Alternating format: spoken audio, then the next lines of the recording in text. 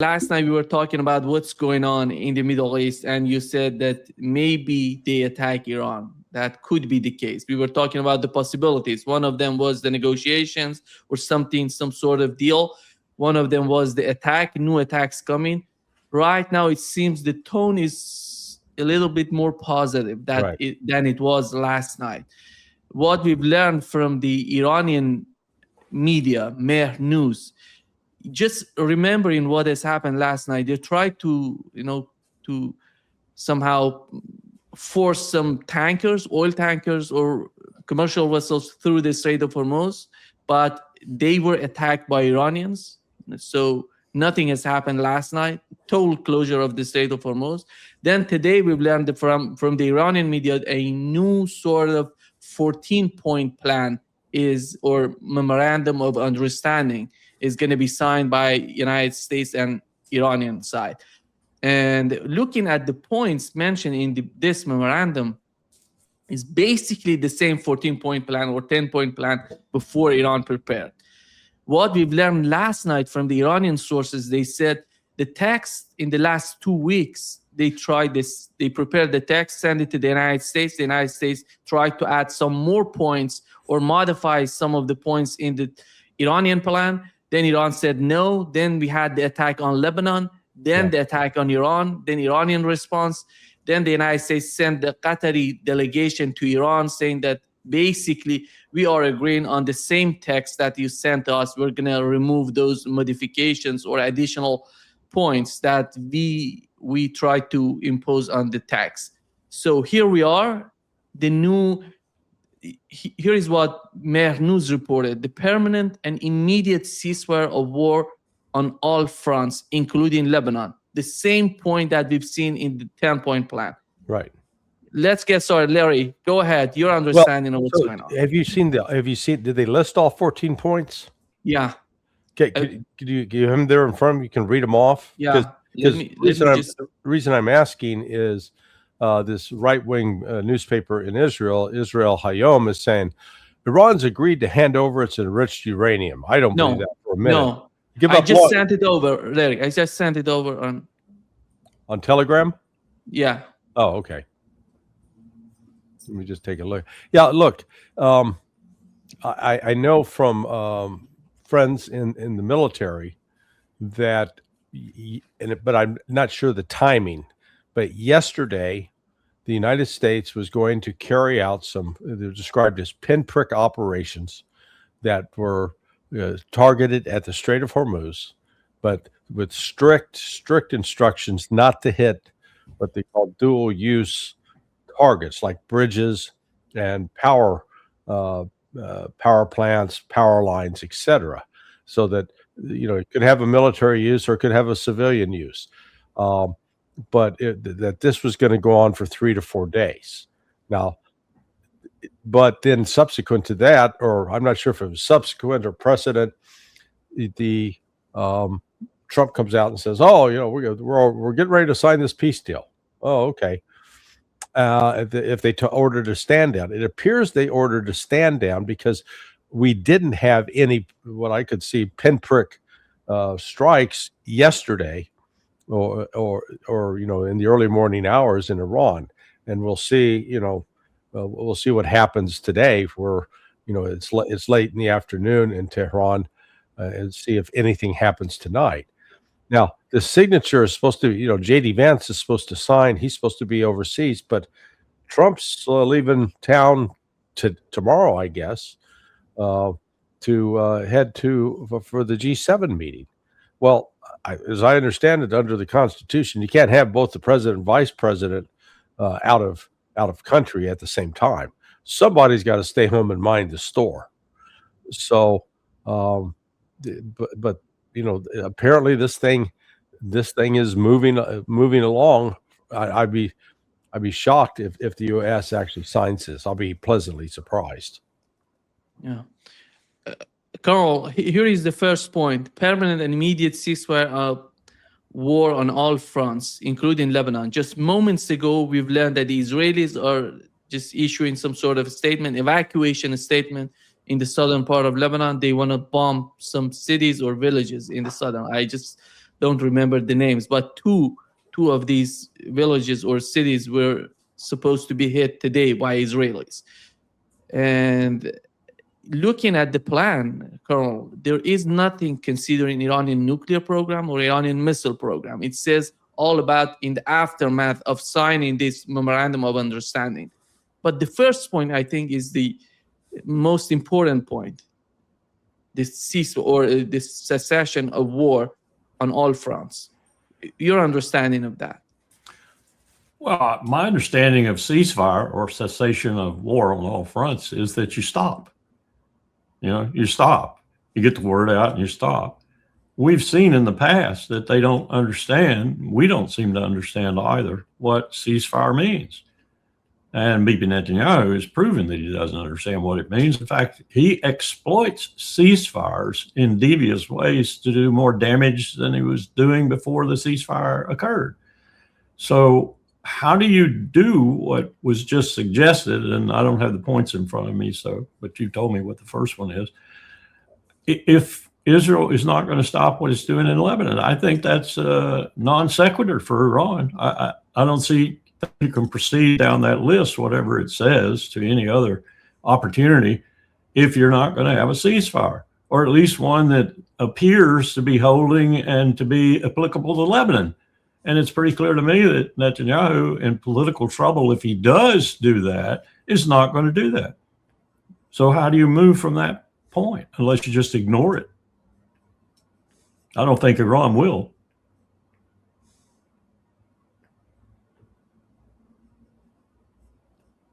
I think you muted.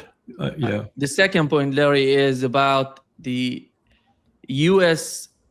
commitment to non-interference in Iranian internal affairs and respect its sovereignty. I think they're basically talking about, because looking at the recent days, you see many weapons have been captured by Iranian media and by Iranian forces, security forces, and you see that in the Iranian media a lot. By looking at the pictures, a lot of weapons, as Right. Donald Trump mentioned.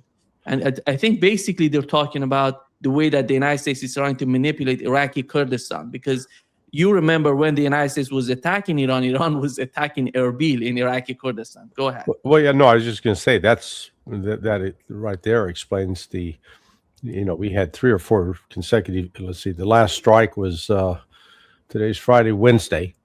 So Wednesday, Tuesday, Monday, Iran was hitting Erbil and Kurdistan.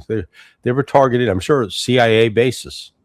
That the CIA was actively involved with providing, weapons support and training, because they're going to infiltrate those groups in to carry out attacks against Iranian security forces.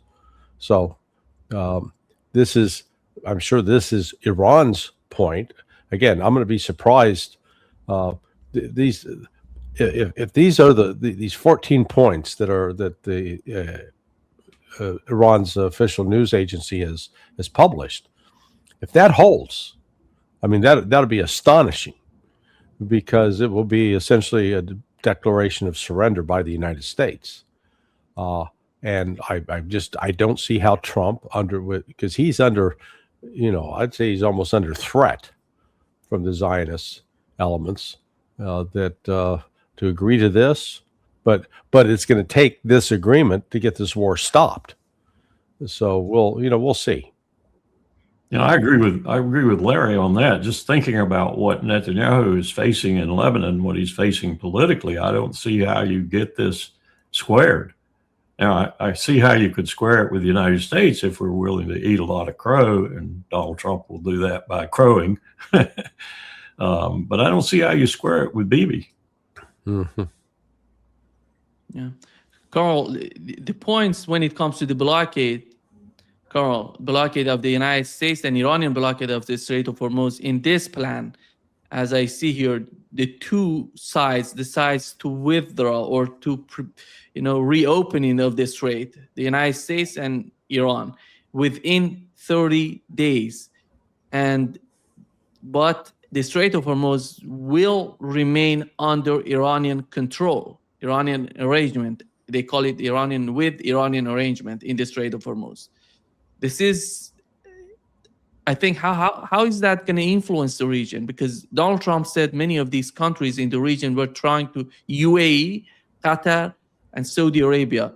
We've learned recently, just today, that one of the countries in the Persian Gulf, GCC countries, banned Israel to use its airspace during the fight when Israel wanted to attack Iran.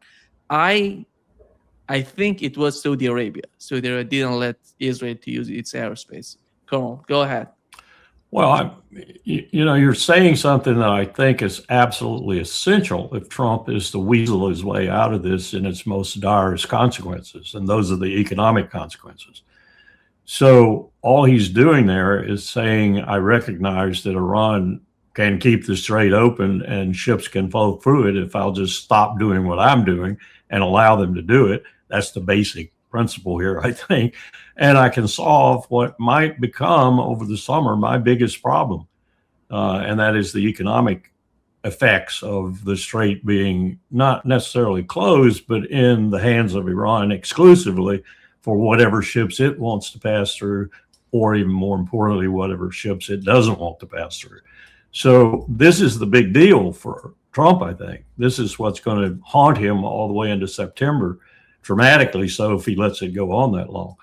So I can understand that that would be part of it, but I don't understand the mechanics of it. I'd have to see it to see if it's going to work. Yeah. With Larry, the other point is withdrawal of U.S. forces from around Iran. It means that GCC countries all around, all these beautiful, big, beautiful bases that Donald Trump said that they're going to be there. How is that going to be understandable? And it already happened. Yeah. No, look, this has been Iran's position from the outset, and if true that Trump's finally going to sign off, because understand all they're doing is they're signing a memorandum of understanding. So this is our verbal commitment that we're going to try to do this, but it's not enforceable. Exactly. And it's quite reversible if Trump comes under enough pressure. And don't discount that Israel will be trying to carry out some false flag operations to try to make it appear that Iran has violated this agreement in order to justify a reignition of the attacks on Iran. Yeah, I don't think we're out of the woods on I wish we were, but one of the other sort of data points to look at is, and it's not publicly available, but I understand that the oil executives, the major oil companies, they told Trump, "Hey, you're going to have major fuel disruption if you don't get this situation with the Strait of Hormuz and the Persian Gulf sorted out." And it's if it goes on for another 30, 45 days, you're going to have really dramatic price hikes that not just here in the States, around the world, and it's going to further disrupt the economy, and this is going to be devastating for Republican hopes for midterms. They're already bad enough as it is, but this will make it even worse. Yeah. The other point, Carl, in this 14-point plan is suspension of the U.S. sanctions on Iranian oil, which is related to what Larry just said. And is that going to help the oil market? I think the situation with the oil market is going to be long-term sort of damage that has been done so far with the oil market. I don't see Qatar coming back anytime soon, Saudi Arabia or GCC countries in general. I think that's probably at the root of Trump's anxiety, if you will. As I said earlier, it's the economic repercussions of this, and he's beginning to understand, being briefed, I hope, by people on it. And he wants, my problem is this a delaying tactic? A delaying tactic during which he will sort of circle the wagons, maybe get a little economic relief going, maybe get some ships going, maybe get a little oil moving again, and then he'll return to form. I don't know. I find it very difficult to believe that politically he's going to be able to worm his way out of this in the way this memorandum suggests, because it's mostly, as Larry said, it's mostly, if it's complied with, even partially, it's mostly a concession to Iran. And I don't know how you put lipstick on that pig for Donald Trump. Yeah. So but I do understand. I had a somewhat lengthy talk with a couple of people in the wool markets business yesterday, and they were presenting a really dire picture if we don't get something going, as Larry was indicated. So that, I think that must be the thing that's pressuring him right now. But one wonders what the other things that can pressure him too, foremost amongst which is Netanyahu in Lebanon, and perhaps elsewhere too. We keep forgetting about the Palestinians, whom he has resumed his war against on a daily basis. And Iran's penchant to look at that, as well as, and the other Arab states to look at that as a sine qua non of an eventual settlement, if you will, in the area. I don't see any progress in that at all. Israel is putting, based on what CNN reported, Israel is putting pressure, Larry, on Donald Trump and the United States not to release $24 billion of Iranian frozen assets, and which is part of this 14-point plan. And Right. It says that figure explicitly? Yeah. 24, yeah, okay. Explicitly, yeah. And I don't know if Israel going to have something to do with the frozen assets. It's if Donald Trump decides to do it. So do you think, Larry, with what we've seen so far, he's going to do it, or he has already done some part of it? No, actually, look, I don't see how Donald Trump agrees to these 14 points, because it'd be just seen as completely humiliating. Or if he agrees to it, the neocons and Zionists, they'll probably kill him. I mean, and I mean that literally. It is just, this is admitting a failure, complete failure of the U.S. policy towards Iran. And look, these demands are not unreasonable, because basically they're saying, stop attacking us economically, stop attacking us militarily, stop attacking us diplomatically. Just leave us alone, and we'll leave you alone. And, the one thing that Israel would be demanding out of this is immediate cessation of Iranian support for Hezbollah.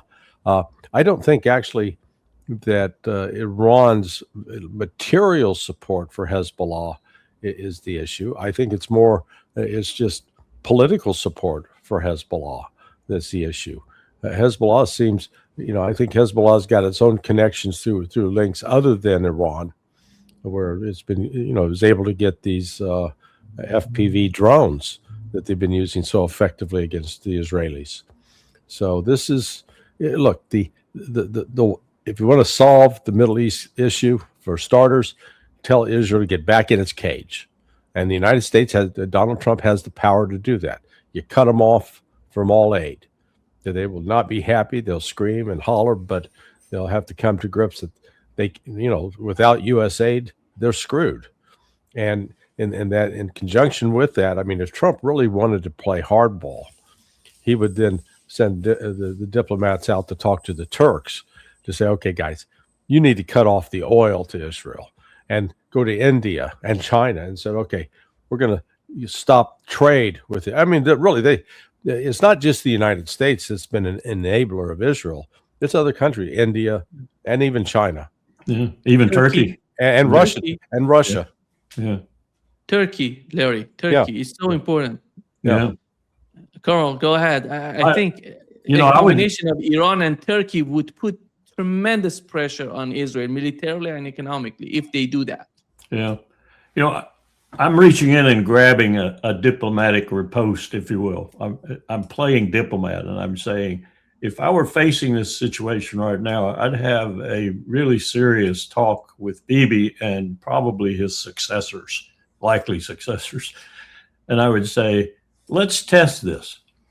Let's see what happens if you withdraw from Lebanon, completely withdraw from Lebanon, under an agreement I will effect with both the Lebanese government and Hezbollah, that they not attack you if you do that. And see what happens. In other words, implement a genuine ceasefire with no immediate potential for resumption of hostilities by Israel because they're gone. Now, I don't think for a second Netanyahu would fall for that. Mm-hmm. I don't think the people replacing him, and I think he is going to be replaced, would fall for that. But if you brought the requisite pressure to bear, you could probably accomplish it. Now, I don't know what that would mean in terms of insidious undermining it over time, because that's Israel's tactics. But I'd present something like that and see if it would, fly. There are other things I'd do diplomatically too, but that's the sine qua non, I think. You have to get some kind of settlement in Lebanon to leave Lebanon alone. And you have to have reciprocation, no more attacks on the north of Israel so they can move back into that area and feel safe. Netanyahu thinks the only way you do that is take the whole of Lebanon. I'm convinced he thinks that. And eventually that's what he would do if he stayed in power and had the prerogative to do that as freely as he could. That's what he'd do. He'd take the whole country of Lebanon, even our embassy. And he'd incorporate that embassy in his repertoire. And we'd let him do it. We'd sign a memorandum of agreement. But, there's no creative diplomacy going on at all with this group. None whatsoever. I think, Larry, as Colonel just mentioned it, there are two ways of dealing with Benjamin Netanyahu. Following Benjamin Netanyahu with his disastrous, sort of moves in the Middle East, attacking each and everybody, killing people, death and destruction, or trying to force him. If you're not able to force him, just leave him, let him alone in the Middle East. You're the big guy, go ahead and fight it alone without the support from the United States. You don't have the air defense system capable of intercepting ballistic missiles. You don't have the air power. That's why the United States has to do something for you against Iran, because you're not that much capable to go deep into the Iranian airspace. This is the way that Donald Trump can communicate seriously with him, not putting pressure, just leaving him alone. Right. No, he doesn't. Donald Trump doesn't have to do anything active other than just stop what we're doing. Yeah. Same thing in Ukraine. Yeah. Just quit. Yeah, it would go a long way towards ending these. So that's why I say, actually, the United States remains the great enabler of all this. So, I know there's a lot of, I'm seeing the media that, this now peace is at hand. Now this is going to happen. This is no.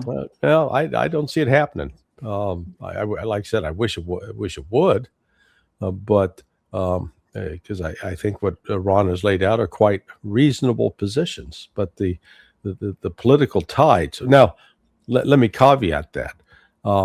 We did see last night in the Congress, the House of Representatives, that they refuse to renew Section 702. So that's the section that deals with spying on Americans.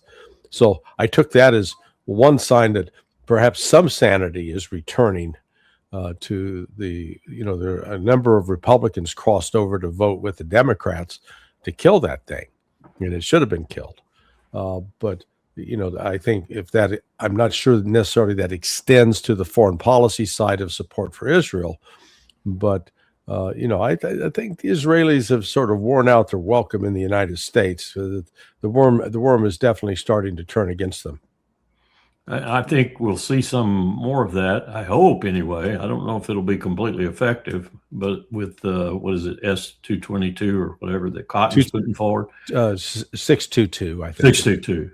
Section which essentially formalizes the intelligence relationship in a way that Jonathan Pollard would cheer